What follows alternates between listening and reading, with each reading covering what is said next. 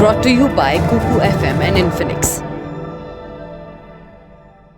25 अक्टूबर 2017 को चीन के राष्ट्रपति Xi Jinping Chinese communist party की पोलित ब्यूरो स्टैंडिंग कमेटी में चुने गए सदस्यों के नामों का ऐलान कर रहे थे।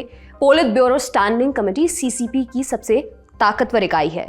इसमें चीन के सबसे ताकतवर नेताओं को रखा जाता है। इनका चुनाव पार्टी की सेंट्रल कमेटी के सदस्य करते हैं। सेंट्रल कमेटी ही पार्टी के जनरल सेक्रेटरी को भी चुनती है। General secretary polit bureau standing committee का भी हिस्सा होते हैं। अक्टूबर 2017 में जिनपिंग लगातार दूसरी बार जनरल सेक्रेटरी चुने गए थे। उन्होंने अपने अलावा 6 और नाम गिनाए। 5वें नंबर पर जिसका जिक्र आया उसके बारे में बहुत कम लोग पहले से जानते थे। वो नाम वांग हुनिंग का था। प्रेस कॉन्फ्रेंस में जिनपिंग ने बस इतना कहा कि इनके बारे में आपको मीडिया से पता चल जाएगा। बाकी मेंबर्स के बारे में जानकारी पहले से ही उपलब्ध थी। उन्हें चीन और बाकी दुनिया में लोग जानते थे, मगर वांग हुनिंग अलग थे। कुछ समय बाद उनका चिट्ठा खुला तो पता चला कि my whole life was a lie. कहने का मतलब ये कि शी जिनपिंग को चीन का सबसे ताकतवर शख्स कहा जाता है, उनके पीछे भी किसी का दिमाग काम करता है। ये दिमाग वांग हुनिंग का था। हुनिंग जिनपिंग से पहले के 2 राष्ट्रपतियों के वैचारिक गाइड के तौर पर भी काम कर चुके हैं। पिछले 30 सालों में चीन की अधिकतर बड़ी नीतियों के पीछे उनका ही नाम आता है। हुनिंग की चर्चा आज क्यों? दरअसल इन दिनों चीन में नेशनल कांग्रेस का सत्र चल रहा है। इसमें पार्टी के सभी अहम पदों पर लोगों की नियुक्ति होनी है। सत्र के बीच में वांग हुनिंग को लेकर 2 तरह की चर्चाएं चल रही हैं। पहली ये कि हुनिंग 67 बरस के हो चुके हैं, उन्हें पोलित ब्यूरो स्टैंडिंग कमेटी से बाहर निकाल दिया जाएगा। दूसरी चर्चा ये कि उनका कद बढ़ाया जा सकता है, वो चीन की संसद नेशनल पीपुल्स कांग्रेस के चेयरमैन भी बन सकते हैं। ऐसा हुआ तो वो आधिकारिक तौर पर जिनपिंग के बाद चीन के सबसे ताकतवर व्यक्ति बन जाएंगे। कौन सी संभावना सच साबित होगी ये आने वाला वक्त ही बताएगा। आज हम जानेंगे वांग हुनिंग की पूरी कहानी क्या है, उन्हें 21वीं सदी के चीन का वैचारिक गुरु क्यों कहा जाता है और शी जिनपिंग को मजबूत बनाने के पीछे उनकी क्या भूमिका रही है।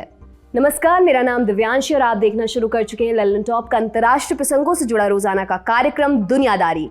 आज हम चीन के सबसे ताकतवर शख्स के पीछे चलने वाले दिमाग की कहानी आपको सुनाने वाले हैं। अगर चीन में आपकी दिलचस्पी है तो आपके लिए 2 रिकमेंडेशंस हमारे पास हैं, राइज ऑफ चाइना और हाउ चाइना गॉट रिच। दोनों ऑडियो बुक्स हिंदी में हैं। इन्हें आप अपने खाली समय में आराम से सुन सकते हैं। कहाँ? कुकू एफएम पर। ये भारत में ऑडियो बुक्स के सबसे बड़े प्लेटफॉर्म्स में से एक हैं। कुकू एफएम दुनियादारी के इस एपिसोड के पार्टनर भी हैं। इस दिवाली लल्लन टॉप के दर्शकों के लिए एक खास ऑफर आया है, प्रीमियम सब्सक्रिप्शन पर 50% की छूट और खूब सारा इनाम जीतने का मौका। इसके लिए आपको करना क्या होगा? करना ये होगा कि सब्सक्रिप्शन लेते समय दिवाली 50 का कोड डालना होगा। ध्यान रहे ऑफर 25 अक्टूबर तक के लिए ही है, तो मनाइए दिवाली कामयाबी वाली। बाकी जानकारी के लिए डिस्क्रिप्शन में दी गई लिंक पर पहुंचिए। सूचना समाप्त, अब शो को आगे बढ़ाते हैं। पहले इतिहास जान लेते हैं। चीन में 1950 का दशक नए प्रयोगों और नई संभावनाओं का था। अक्टूबर क्रांति के बाद कम्युनिस्ट पार्टी सत्ता में आई थी। उन्हें देश चलाने का कोई खास अनुभव नहीं था। माओ जेडोंग ने भले ही पार्टी और देश की कमान अपने हाथों में ले ली थी, लेकिन पार्टी का कैडर प्रयोगों के लिए खुला हुआ था। अभी माओ का एकाधिकार स्थापित होने में देर थी। इसी दौर में माओ के दोस्त चीन के रक्षा मंत्री पेंग देनहुई ने आलोचना करने की भूल कर दी। वो 1959 का साल था। माओ की ग्रेट लीप फॉरवर्ड की नीति फेल हो चुकी थी। पूरे चीन में अकाल फैला था। पेंग ने माओ को चिट्ठी लिखकर इसकी मुखालफत की। नतीजा ये हुआ कि उन्हें उनके पद से बर्खास्त कर दिया गया। उनका मिलिट्री रैंक छीन लिया गया। लंबे समय तक पेंग गुमनामी में रहे। 1966 की सांस्कृतिक क्रांति के दौरान उन्हें और परेशान किया गया, उन्हें नजरबंद करके रखा गया। 1974 में इलाज के अभाव में पेंग देनहुई की मौत हो गई। ये पेंग की कहानी थी, लेकिन यहीं तक सीमित नहीं थी। चीन में मुसीबत को जड़ से मिटाने की पुरानी परंपरा रही है। जब पेंग को निशाना बनाया जा रहा था, उनके साथ उनके करीबियों को भी निपटाया गया। इनमें से वांग हुनिंग के पिता भी थे। उन्होंने माओ के साथ क्रांति में हिस्सा लिया था। क्रांति के बाद वो चाइनीज आर्मी में अफसर बनाए गए, लेकिन पेंग के साथ उनकी नज़दीकी की कीमत उन्हें चुकानी पड़ी। 1959 में उन्हें भी पद से हटाकर जेल भेज दिया गया। उस समय हुनिंग की उम्र केवल 4 बरस थी। इस घटना का असर उनके बचपन पर भी पड़ा। हुनिंग बचपन से ही इंट्रोवर्ट रहे। ऐसे समय में उन्होंने किताबों से दोस्ती कर ली। फिर आया 1966 का साल। माओ एक नई स्कीम लेकर आया। इसे सांस्कृतिक क्रांति का नाम दिया गया। माओ ने कहा कि पूंजीवाद के समर्थक सरकार और समाज में घुसपैठ करके बैठे हैं, उन्हें बाहर निकालना जरूरी है, तभी चीन का विकास संभव है। माओ की अपील पर नौजवानों ने रेड गार्ड्स का ग्रुप बनाकर बुद्धिजीवियों को मारना शुरू कर दिया। जिस किसी चीज को पूंजीवाद या बदलाव का प्रतीक समझा जाता उसको खत्म कर दिया जाता। विदेशी किताबें बैन कर दी गई, बाकियों को चीन में बैन कर दिया गया। सबके लिए माओ की लिटिल रेड बुक पढ़ना अनिवार्य बना दिया गया। इरादा ये कि चीन में माओ को कोई चुनौती ना दे सके। ये समय हुनिंग के लिए मुसीबतों से भरा था। उनके पास किताबें नहीं थीं। उसी दौर में माओ ने स्कूल के स्टूडेंट्स के लिए भी योजना बनाई। कहा कि स्कूल कॉलेज के स्टूडेंट्स अपना घर छोड़कर गांव में रहें। माओ का मानना था कि किसानों के बीच रहने से वे शुद्ध सर्वहारा बन सकेंगे। इस पॉलिसी को down to the countryside movement के नाम से जाना जाता है। चीन के मौजूदा राष्ट्रपति शी जिनपिंग को भी इसका कोपभाजन बनना पड़ा था। हालांकि हुनिंग इससे बच गए। उन्होंने शंघाई के पास के एक गांव में थोड़ा समय गुजारा। इसके साथ ही उन्होंने विदेशी भाषाओं के एक स्कूल में दाखिला भी ले लिया। वहां उन्हें छिपाकर चीन लाई गई विदेशी किताबें पढ़ने का मौका मिला। सितंबर 1976 में माओ की मौत हो गई। ये एक घटना चीन का चाल और चरित्र हमेशा के लिए बदलने वाली थी। माओ की नीतियों के खिलाफ भयंकर असंतोष था। इसी माहौल में चीन की सत्ता डेंग जियाओपिंग के पास आई। डेंग सुधारवादी थे। उन्होंने यूनिवर्सिटी सिस्टम को दोबारा से शुरू किया। हुनिंग को इसका फायदा मिला। उन्होंने फुदान यूनिवर्सिटी में मास्टर्स कोर्स में दाखिला ले लिया। वहाँ उन्होंने पश्चिमी विचारकों पर रिसर्च की। वो डिस्टिंक्शन से पास हुए। फिर उन्हें उसी यूनिवर्सिटी में टीचर की नौकरी भी मिल गई। हुनिंग उन विषयों में दिलचस्पी लेने लगे जिन्हें कोई पढ़ना नहीं चाहता था। इसके अलावा वो लगातार लिखने लगे। उनके लेख देश भर के बड़े बड़े जर्नल्स में छप रहे थे। बीजिंग का सत्ता प्रतिष्ठान उन्हें गौर से पढ़ रहा था और उनके ऊपर नज़र भी रख रहा था। हुनिंग मेहनती थे। उनकी क्लास मशहूर हुआ करती थी। उनके पढ़ाने का ढंग सबसे अलग था। इन्हीं वजहों से उनको जल्दी जल्दी से प्रमोशन मिला। एक समय वो यूनिवर्सिटी के सबसे कम उम्र के प्रोफेसर बन चुके थे। 1989 में डेंग जियाओपिंग ने जियांग जेमिन को अपना उत्तराधिकारी चुना। जियांग के करीबी लोगों को शंघाई गैंग के नाम से जाना जाता था। उन्होंने जियांग को हुनिंग के बारे में बताया। फिर 1995 में एक रोज हुनिंग के पास बीजिंग से एक खत आया। राष्ट्रपति ने बुलावा भेजा था। इस एक मुलाकात ने हुनिंग का जीवन बदल दिया।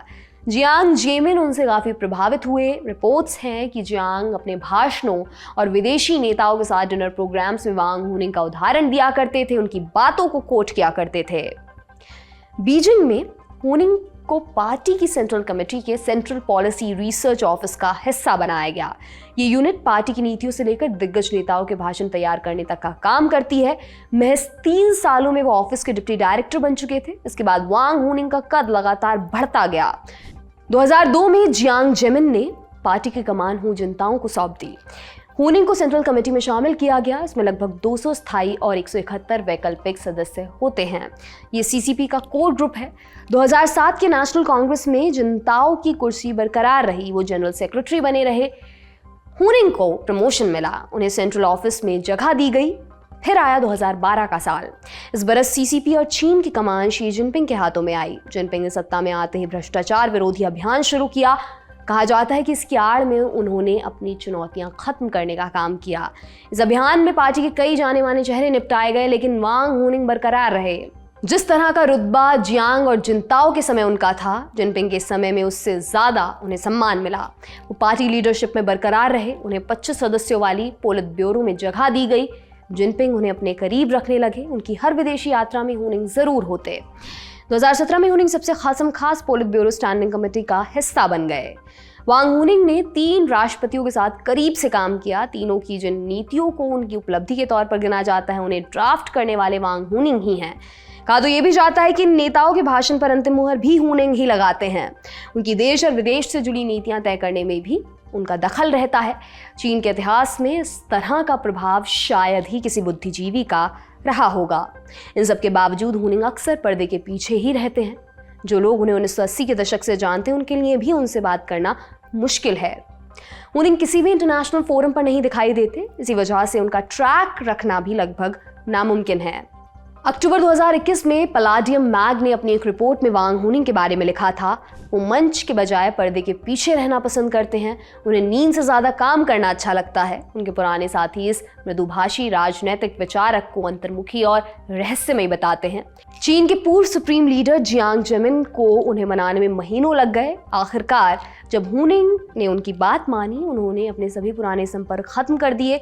उन्होंने पब्लिक में लिखना और बोलना बंद कर दिया। वो विदेशियों से कभी बात नहीं करते। आज के दिन वांग हुनिंग निस्संदेह चीन के सबसे प्रभावशाली बुद्धिजीवी हैं। वो सीसीपी की पोलित ब्यूरो स्टैंडिंग कमेटी के वैचारिक गुरु हैं। उन्हें अक्सर शी जिनपिंग के China dream, anti corruption campaign, belt and road initiative, आक्रामक विदेश नीति और शी जिनपिंग थॉट का मास्टरमाइंड कहा जाता है। आसान लहजे में कहा जाए तो जो शी जिनपिंग करते हैं वो वांग हुनिंग की सलाह से करते हैं। लेकिन आज हम उनकी कहानी आपको सुना क्यों रहे हैं? जैसा कि हमने एपिसोड की शुरुआत में बताया, वांग हुनिंग के राजनीतिक भविष्य के फैसले पर एक बार फिर से बहस होनी शुरू हो गई है। एक तरफ चर्चा है वो रिटायर होने की तैयारी कर रहे हैं। इस बार की नेशनल कांग्रेस में कई चेहरे बदलने वाले हैं, इसमें हुनिंग भी हो सकते हैं। साउथ चाइना मॉर्निंग पोस्ट की एक्सक्लूसिव रिपोर्ट इससे अलग तस्वीर पेश करती है। रिपोर्ट के मुताबिक वांग हुनिंग को चीन की संसद NPC का मुखिया बनाया जा सकता है। एक समय में जब जिनपिंग अगले कार्यकाल के लिए नए चेहरों को सामने लाने पर विचार कर रहे हैं, उसी दौर में हुनिंग का बरकरार रह जाना अपवाद से बढ़कर होगा। NPC का चेयरमैन आधिकारिक तौर पर पार्टी का दूसरा या तीसरा सबसे शक्तिशाली नेता होता है। NPC के पास हांगकांग से जुड़े कानून तय करने का अधिकार भी है। इस लिहाज से इस पोस्टिंग को हुनिंग का एक और प्रमोशन माना जाएगा। जानकारों का कहना है कि नामों का फाइनल ऐलान 23 अक्टूबर को होगा। हालांकि पार्टी के भीतर पहले ही ये बात बता दी जाती है कि किसको क्या मिलने वाला है। वांग हुनिंग ने 1994 में अपना संस्मरण पब्लिश किया था, पॉलिटिकल लाइफ के नाम से। इसमें उन्होंने अपने जीवन का मकसद लिखा था, किताब लिखना और बच्चों को पढ़ाना। 28 बरस बाद हुनिंग अपने मकसद से कोसों आगे खड़े हुए हैं। वो चीन का भविष्य तय कर रहे हैं। देखना दिलचस्प होगा कि उनका खुद का भविष्य किस तरफ जाता है। चीन के चैप्टर को यहीं पर विराम देते हैं, चलते हैं फ्रांस की तरफ। फ्रांस में लाखों लोग सड़कों पर हैं महंगाई के खिलाफ। उनका गुस्सा इस बात को लेकर है कि महंगाई तो बढ़ रही है, लेकिन उनका वेतन अपनी जगह पर रुका हुआ है। हड़ताल की वजह से ऑयल रिफाइनरी कंपनी का काम बंद हो गया है। इसके चलते देश भर में ईंधन की किल्लत पैदा हो गई है। इसका असर ट्रांसपोर्ट पर भी पड़ा है। इस प्रोटेस्ट में कई स्कूलों और अस्पतालों के कर्मचारियों ने भी हिस्सा लिया। क्या है पूरा मामला, विस्तार से आपको समझाते हैं। फ्रांस में चल रहे प्रोटेस्ट की वजह क्या है? फ्रांस में महंगाई दर 6.2% तक पहुंच गई है। पिछले कई दशकों में पहली बार ऐसी बढ़ोतरी दिख रही है। प्रदर्शनकारियों का कहना है कि इससे कॉस्ट ऑफ लिविंग भी बढ़ी है। कॉस्ट ऑफ लिविंग माने जीवन यापन की लागत। मांग चल रही है कि जब सब कुछ महंगा हो रहा है तो सैलरी भी उनकी बढ़ाई जाए। फ्रांस में ऑयल प्रोडक्शन करने वाली एक बड़ी कंपनी है टोटल एनर्जीज। इस कंपनी के कर्मचारियों ने वेतन बढ़ाने की मांग की। कंपनी ने 7% वेतन वृद्धि और साल में एक बोनस की पेशकश रखी। CFDT और CFE CGC फ्रांस की ये दो अहम यूनियंस हैं। उन्होंने कंपनी की पेशकश पर हामी भर दी, लेकिन वामपंथी लेबर यूनियन CGT इतने में तैयार नहीं हुआ। वो 10% वेतन वृद्धि की मांग पर अड़ा रहा। जब बात नहीं बनी तो उसने प्रदर्शन और हड़ताल का सहारा लिया। इनमें दूसरे लोग भी शामिल हुए और ये प्रोटेस्ट बड़ा होता गया। महंगाई सिर्फ फ्रांस में ही नहीं बढ़ी है, पूरी दुनिया में अचानक से बढ़ी है। इसके कई कारण हैं। कोविड की वजह से लॉकडाउन लगे, कई उद्योग धंधे बंद हुए। ज़्यादातर देशों में लॉकडाउन लंबे समय तक लगे रहे, जिससे देशों की अर्थव्यवस्थाएं चरमरा गईं। दूसरी वजह रूस यूक्रेन युद्ध से जुड़ी है। रूस में तेल और गैस का बड़ा भंडार है। इस युद्ध से पहले वो यूरोप के बड़े हिस्से में गैस और तेल भेजा करता था, वहीं यूक्रेन में बड़ी मात्रा में अनाज उगाया जाता है। युद्ध के बाद पश्चिमी देशों ने रूस पर आर्थिक प्रतिबंध लगा दिए हैं। उन्होंने रूस के ईंधन से निर्भरता कम करने की बात भी कही है। वहीं यूक्रेन में चल रहे युद्ध के चलते आबादी का बड़ा हिस्सा विस्थापित हुआ है। उनके लिए खेती करना मुश्किल है। इसके चलते दुनिया के कई हिस्सों में गेहूं और सूरजमुखी के तेल की किल्लत हो रही है। ये तो रही महंगाई और फ्रांस के प्रोटेस्ट की वजह। अब समझते हैं इसका फ्रांस पर असर क्या पड़ रहा है। इस प्रोटेस्ट में तेल उत्पादन से जुड़ी कंपनियों के कर्मचारी बड़ी तादाद में शामिल हैं, जिसकी वजह से ईंधन देश के कई हिस्सों तक नहीं पहुंच पा रहा है। इसके कारण ट्रांसपोर्ट प्रभावित हुआ है। अगर लंबे समय तक ये चला तो इसका प्रभाव सप्लाई चेन पर भी पड़ सकता है। ट्रांसपोर्ट मिनिस्टर क्लेमेंट ब्यून ने कहा कि हड़ताल का सबसे बुरा असर रेलवे में देखने को मिलेगा। आधी ट्रेनें रद्द कर दी गई हैं, इनमें हाई स्पीड ट्रेनों के साथ लोकल ट्रेनें भी हैं। कई जगहों पर बस सेवाएं भी बंद करनी पड़ी। शिक्षा मंत्रालय की रिपोर्ट है कि उनके 6% कर्मचारी प्रोटेस्ट में हिस्सा ले रहे हैं। प्राइवेट स्कूलों के 23% कर्मचारी हड़ताल में शामिल हैं। हेल्थ डिपार्टमेंट के लोग भी इसमें आ रहे हैं। इस वजह से स्कूल और अस्पताल जैसी बुनियादी सुविधाओं पर भी खासा असर पड़ रहा है। फ्रांस के न्यूक्लियर पावर प्लांट्स में काम करने वाले लोग भी हड़ताल कर रहे हैं। इसका असर बिजली उत्पादन पर पड़ा है। सिर्फ इतना ही नहीं, आने वाले दिनों में प्रोटेस्ट का दायरा और बढ़ने की भी आशंका है। एलाबी ग्रुप ने एक सर्वे किया है। इस सर्वे में सामने आया कि महंगाई की बढ़ी दरों से फ्रांस में हर 3 में से 1 व्यक्ति इन हड़तालों में हिस्सा लेने को तैयार है। ये तो हुई बात हड़ताल के असर की। अब जानते हैं कहां सुनी, किसने क्या कहा। राष्ट्रपति इमैनुअल मैक्रोन ने सरकार की विशेष शक्तियों का इस्तेमाल करके कर्मचारियों को फ्यूल डिपो खोलने पर मजबूर किया है। मैक्रोन ने सोमवार को मंत्रियों के साथ बैठक में कहा कि हम इस समस्या को हल करने की पूरी कोशिश में लगे हुए हैं। वहीं सीजीटी जो हड़ताल और प्रोटेस्ट को लीड कर रही है, इसके एक प्रवक्ता ने कहा कि हमारे काम से तेल कंपनियां भारी मुनाफा कमाती हैं, हम सिर्फ अपने सही हक की मांग कर रहे हैं। सीजीटी ने कहा कि जल्दी ही बाकी सेक्टर्स में काम कर रहे लोगों को भी प्रोटेस्ट में जोड़ा जाएगा। फ्रांस में सीजीटी के 7 लाख से अधिक सदस्य हैं। अभी सरकार आंकड़ों में खेल करके प्रोटेस्टर्स की संख्या हजारों में बता रही है। यूनियन का दावा है कि 18 अक्टूबर को 3 लाख से अधिक लोगों ने हिस्सा लिया, मगर मूलभूत समस्या की जगह संख्याओं की बाजीगरी चलती रही तो फ्रांस का प्रोटेस्ट काबू से बाहर जा सकता है। महंगाई की समस्या से जूझ रहे देशों के लिए चेत जाने का समय है। देश दुनिया की तमाम हलचलों पर हमारी नजर बनी रहेगी। आप बने रहिए लल्लन टॉप के साथ। आज की दुनियादारी में बस इतना ही। कल फिर आपसे मुलाकात होगी, इसी उम्मीद के साथ विदा लेती हूँ। शुक्रिया, शुभ रात्रि। मिटाने खबरों का गैप रोज रात 8 बजे आएगा Lallan top show live on app. Download करें लल्लन टॉप ऐप।